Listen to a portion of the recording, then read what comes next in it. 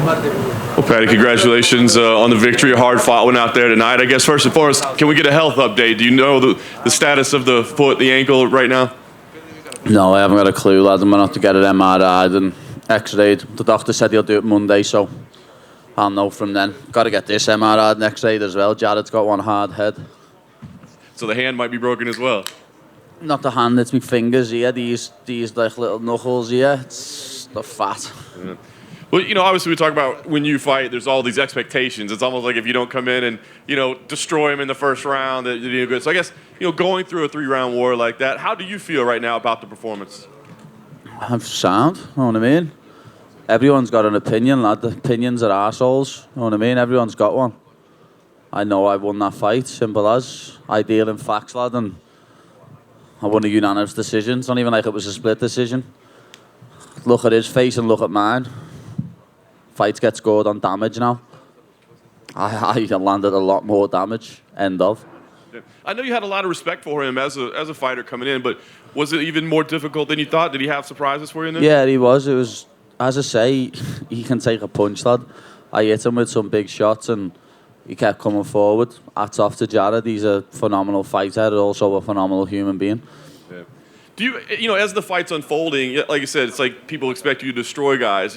Is it difficult for you to keep focus and keep confidence, knowing that the fans probably want you to get them out of there and won, and you got to kind of grind your way? No, I'm pretty happy now because I've just done my first ever 3 5-minute rounds in the UFC against a tough opponent who I know has cardio, and I could have pushed it more in that 3rd round, but I coasted a bit. I thought I'm 2 rounds up, I'll coast it a bit, especially with the ankle. Know what I mean? I shouldn't have. It's my own silly fault. I shouldn't have coasted in the 3rd round, but control time means nothing when you don't do nothing with it. Last thing for me, obviously we're going to have to figure out what the health status is before you book anything, but do you see something? What's next for yourself as far as like a place or a headline or an opponent? What's next? I don't care, lad. Know what I mean? People keep saying, oh, you're going to fight the top 15, you're going to fight him, you're going to fight him. Everyone talks about me, lad. That's how they stay relevant. People mention me to stay relevant, lad. So I don't care. Whoever's name's on the contract next, I'll fight. But I've got to sort this ankle out first. Paddy, don't you right? Dana was in here and he said that he thinks that Jared's game plan going into the 3rd round was horrible. Do you think the same? Yeah. I compared it before to when Sean O'Malley hurt his ankle. He should have tried to stay standing with me because my ankle was pretty compromised in that 3rd round. I was worried about my ankle, so because of that, I think if he would have tried to strike with me a bit more, he would have caught me more because I couldn't move properly. My foot wasn't 100%. So I think if he would have stayed striking with me, he would have had a lot more success because my mobility was a little bit stuck. Know what I mean? I would have been stuck in the mud. When he started pushing me against the cage, I was like, sound, let's chill. Know what I mean? And then I was landing more significant strikes with me back on the cage. Know what I mean? I think he landed 3 or 4 significant strikes in the 3rd round. I was landing knees to the body, knees to the face, little elbows, little punches. As I say, fighter scored on damage now, and look at his face and look at mine. And obviously, saying about the referee as well, Dana thinks, you should have done a better job of breaking it up. There was a bit of inactivity against the fence. Were you ever like, look, he's not doing anything to me, we need to separate it? No, as I said, my ankle was a bit compromised, lad. So when he was holding me there, I was like, sound, Jared, let's chill. You know what I mean? Let's just base up here because the more I separate, the more I have to put weight on my ankle and the more I have to end up worried about getting in a bad position with my foot because it was bad. Like as soon as I kicked him in the 1st round, I put my foot down and went, oh, what's happened there? And then I was thinking about my foot and where I was worrying about my foot, he left hooked me. I was like, oh, yeah, you're in a fight, Pad. Stop worrying about your foot. Let's focus on the fight at hand. Is it an injury that you've had before? Do you kind of suspect what it is or do you not know? No, I don't know what I mean? I've had ankle injuries before, lad, know what I mean? But I feel like there's something in my ankle floating about. It's a bit weird, know what I mean? I don't know what it is. I've got a splint on my ankle now.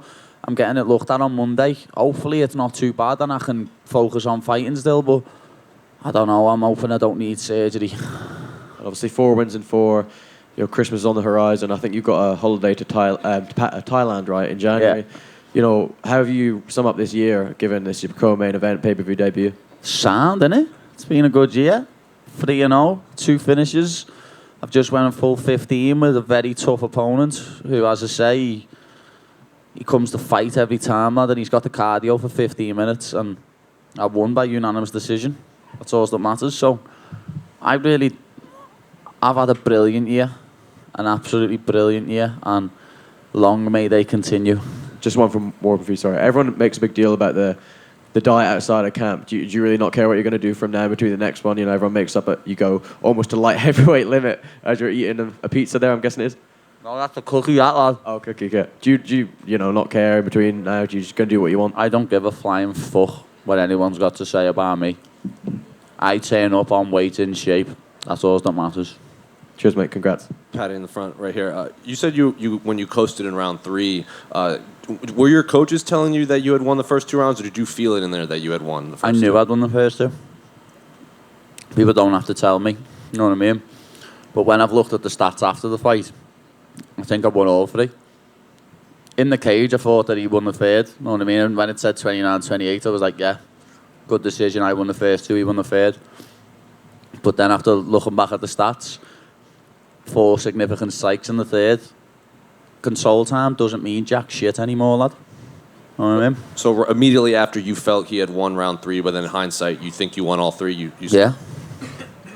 And did you say anything to him after? He seemed pretty upset and he seemed to leave the octagon. No, I spoke to him in the back. He said to me, I thought I won. I was like, lad, you're one tough son of a bitch. You know what I mean? You took some shots there and kept walking forward.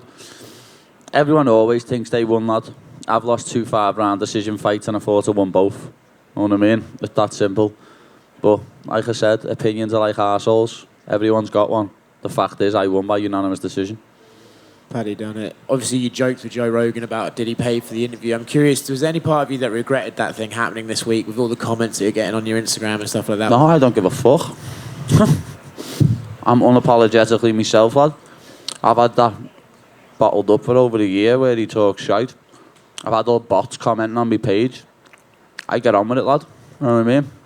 One of them. Do you think that's an issue that you and Ariel could ever squash, or is that just going to be behind you? I don't give a fuck. You know what I mean? Fighters are more important. I worry about fighters. Hey, Paddy over here. Just out of curiosity, first time fighting in front of a full arena in the United States for the UFC. Just what was that experience? You know what you bring in the UK. What was it like to feel that knowing you're in a completely different country? I felt bad for Jared when he walked out and got booed, to be honest. I did. I felt bad for Jared because he's a nice, very nice man. And he didn't deserve to get booed, but it just shows how good my fans are and what star power I've got. That walkout was spectacular. That's up there with the O2, you know what I mean, and the Echo Arena in Liverpool. That was special. Lovely walkout. I know you're going on vacation. If Jake Paul hits you up for that sparring session, are you still down, or what are your thoughts? Lad, I'm going to have to get my foot looked at before I do anything. That goes without saying, lad. Thank you. Paddy, Jared Gordon, was that do you think the toughest fighter that you've faced so far in your career? Yeah, probably. As I say, lad, he's one tough son of a bitch. The man's had a golf club put over his head and a baseball bat put over his head and hasn't went down. But I've hit him with some punches there. Like, I think at the end of the second, if I wouldn't have poked by accident, obviously, if I wouldn't have got in his eye, I think I would have finished him there because I had him rocked.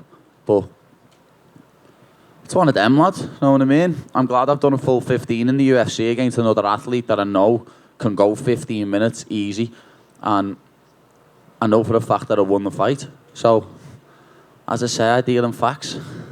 And how was fight week for you this week without having Molly alongside you? The last few UFC fights for you, the pair of you have been on the same card. Has it been slightly different dynamic? Is it not the same having Molly there with you? Fight's a fight, lad. We turn off to scrap. You know what I mean? I'm always going to have this media and this big bubble around me whenever I turn up to fight because I put a lot of expectations on my shoulders the way I talk. But I talk the talk and then I walk the walk. Assuming you're fit and good to go early in the new year, I know previously you said you wanted to go over to Vegas and fight in the States. Would fighting on that London card, given that it's a big pay-per-view, would that be something you'd be up for? maybe co-main under that title fight with Leon and Kamaru? As my man said, lad, I've got an Aldi booked in Taiwan for January, but I'm not just a fighter now, lad. I'm a businessman. I've got a few businesses that I'm opening up and a few things that I've invested in. So I'm not just a fighter now, lad. I've got to worry about some of my investments. So I don't know. We'll see. All right, and last one from me. You mentioned your outside interests outside of the fight. Tell us about this foundation that you put together. Well, yeah, I've put together the Paddy Foundation, and I just want to try and give back, you know what I mean, and help people who get forgotten about. So kids in the UK who are eating off food banks and are going out in their school uniform on a Saturday and Sunday because they haven't got clothes. I want to try and help people like that, and then obviously men's mental health is a big thing to me now. After in my city, there's an epidemic at the minute of people killing themselves, young men. So I just want to help give back. As I said earlier, I want to help Jared. Jared's such a good man and he helps his community so much. So I want to work together with Jared and put some funds together with him and help some of the charities that he works with in his local community, because he does so much for them. And, you know, we was enemies for 15 minutes. But we'll be friends for a lifetime. Cheers, thank you. Paddy right here. Jared just tweeted a few minutes ago saying, I was robbed and everyone knows it. There's a few other fighters who have tweeted out like worst decision in UFC history and things along those lines. Why do you feel that maybe the outsider perspective is so far against you as far as how this fight unfolded? Because I'm me, lad. It's just because it's me. You know what I mean? I don't know who's saying who else thought he won? Any idea? There's a lot of people. If you kind of look over the fellow fighters on Twitter, Dominic Cruz said he thought it was a terrible one. People called it embarrassing. I was sitting next to Dominic Cruz before, and we spoke about it, and I said to him, control time means nothing. Damage. Look at my face, look at Jared's. I don't care what anyone says, lad. When you look back in the history books, I've got the little green marker next to my name with a W, so everyone else can suck me arsehole. Thank you. Hey, Paddy. You and Ilya have had a bit of needle this week, and he said earlier in this room that the judges gave you a Christmas gift with the decision. Yeah. Have you got a response to that? No. Hand sanitizer, boy, can keep using my name for some publicity as he wants. Is the best way for this war of words with him to be buried with a fight between you both in the future at some point? It could happen, you know what I mean? He looked good tonight. Give him his due. He looked good tonight, he did. Bryce did rock him though in the second round. And I am a lot bigger than both of them. You know what I mean? So that could happen in the future, but as I say, I don't know when I'm going to be fighting now. I've got to get this ankle looked at.